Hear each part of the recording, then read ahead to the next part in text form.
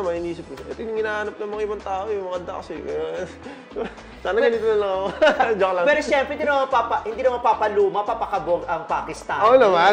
Siyempre, meron naman tayong ilalaban. Meron bang ganito? Ha? Ganito kahaba? Ganyan kahaba. Siguro, Filipino size, pero siguro pagmamali ka, mataba to, gano'n. Mataba? Gusto makataba? Mataba siguro na... Pasukat ka sa bibig. Pasukat ka sa bibig. Hindi talaga yung pagmamalaki. Oo.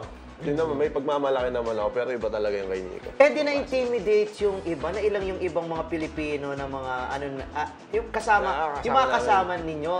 Hindi ko alam eh. Hindi ko alam Pero sa kanila. kahit hindi mo sabihin, pero meron ka rin nakita na medyo jutay.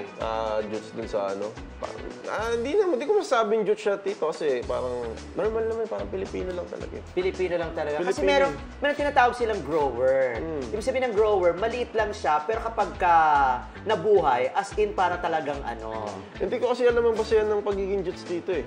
Kung ano ba talaga, size ba yung ng jutes. So wala talaga akong idea. Pero ikaw hindi ka naman jutes.